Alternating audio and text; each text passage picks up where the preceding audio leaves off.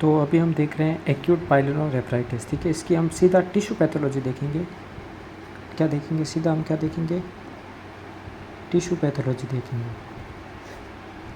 तो जैसे कि मान लो ये हमारी किडनी है, ये किडनी का मेडुला पार्ट है, ये आउटर जो पार्ट है उसको अपन बोलते हैं कॉर्टेक्स वाला पार्ट। कॉर्टेक्स वाला पार्ट, इस कॉर्टेक्स पे क्या हो रहा है ये देखिए।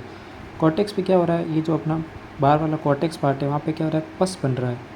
एक पस मतलब एक फोड़ा जैसे बन रहा है, उसके अंदर क्या है, पस भरा हुआ है। ये एक फोड़ा है, उसके अंदर क्या है, पस है। और उस पस के आसपास क्या हो रहा है, वेजोडाइलेशन हो रहा है। क्या हो रहा है, वेजोडाइलेशन हो रहा है। वेजोडाइलेशन होगा तो क्या होगा, यहाँ पर ब्लड सप्लाई ज़्यादा होगी। ब्लड सप्लाई ज़्यादा होगी तो अपन को क्या लगेगा कि ये लाल लाल हो रखा है। तो कॉर्टेक्स में अपन को दो चीज़ें दिखेगी। क्या दिखेगी, एक फोड़ा बना, उसके अंदर पस जमा है और उसके आसपास वेजोडाइलेशन हो गई। वेजोडाइलेशन हो गई तो अपन को क्या चीज़ें लाल दिखेगी। तो देखिए सबसे पहले क्या है, punctate abscess on the cortical and cut surface of kidney are physically symptoms.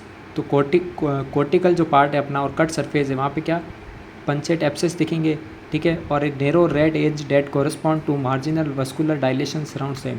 एक narrow red edge that correspond to marginal vascular dilation surround them. मतलब क्या हो गया, ये लाइन क्या कहना चाहती है कि जो अपनी पस के आसपास क्या वेजो डायलेशन हुआ मिलेगा, ठीक है। फिर during the microscopic examination of abscess, जब इस फोड़े को, ये जो फोड़ा बना था, अब इसको अपन और जूम करेंगे। क्या करेंगे, और जूम करेंगे तो अपन को क्या दिखेगा, जैसे ये फोड़ा है, ये फोड़ा है, फोड़े के अंदर पस है और इसके अंदर क्या क्या होगा, और इसके अंदर क्या क्या होगा, अपने होगा न्यूट्रोफिल्स होंगे। न्यूट्रोफिल्स बहुत ज़्यादा होंगे और लिम्फोसाइट्स बहुत कम होंगे। तो सबसे पहली कैरेक्टरिस्टिक क्या दिख गई अपन को माइक्रोस्कोप के नीचे, न्यूट्रोफिल्स ज़्यादा होंगे, अपने जो लिम्फोसाइट्स होंगे वो क्या होंगे, कम होंगे। और जैसे कि मान लो ये अपना कॉर्टेक्स है, ये कॉर्टेक्स था, अब इस कॉर्टेक्स को मैं यहाँ बता रहा हूँ, कॉर्टेक्स था। तो ये ज़रूरी नहीं है कि एक पस, एक फोड़ा यहाँ पे हुआ, एक यहाँ पे हुआ, एक यहाँ पे हुआ, ऐसे यूनिफॉर्मली डिस्ट्रीब्यूटेड नहीं होते हैं।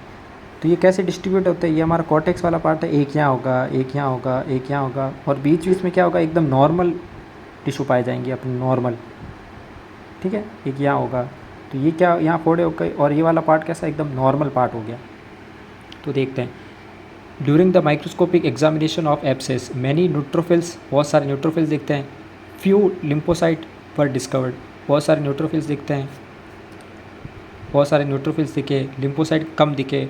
फिर एक्यूट पाइलोनेफ्राइटिस का कैरेक्टराइज्ड क्या है, patchy distribution of severe inflammatory foci with interstitial zones of normal renal parenchyma. Line भारी है लेकिन मतलब यही है कि जो फोकाई है, मतलब जो फोड़े फुंसी है, जो फोड़े फुंसी नहीं, जो फोड़े हो रखे हैं वो यूनिफॉर्मली डिस्ट्रीब्यूटेड नहीं है, नॉन यूनिफॉर्मली डिस्ट्रीब्यूटेड है। और बीच बीच में जो हमारा रीनल पैरेन्काइमा है वो नॉर्मल पाया जाता है। रीनल पैरेन्काइमा का मतलब होता है कि रीनल के टिश्यू, ठीक है। तो ये बात होगी। Acute pyelonephritis is characterized by the severe inflammatory, हो गया severe inflammatory foci with interstitial zones of normal renal parenchyma.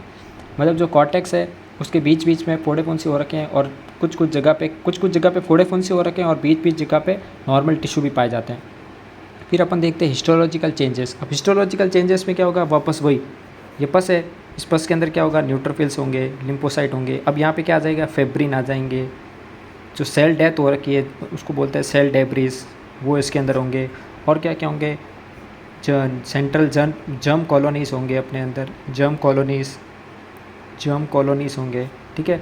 और मेनली जो अगर हिस्टोलॉजी के अंदर देखें तो अपन को क्या मिलेगा, यूरिन में क्या मिलेगा, न्यूट्रोफिल कास्ट देखने को मिलेगा। बस एक ये इंपॉर्टेंट लाइन है, न्यूट्रोफिल कास्ट देखने को मिलेगा, ठीक है। अब देखिए द रीनल पैरेन्काइमा एब्सेस जो है, उस एब्सेस के अंदर अपन को क्या देखने को मिलेगा, पस देखने को मिलेगा, सेंट्रल जर्म कॉलोनीज देखने को मिलेगी, न्यूट्रोफिल्स देखने को मिलेगी, फेब्रिन देखने को मिलेंगे, सेल डेब्रिस मिलेंगे और execute damage tubules and may also cause neutrophil cast.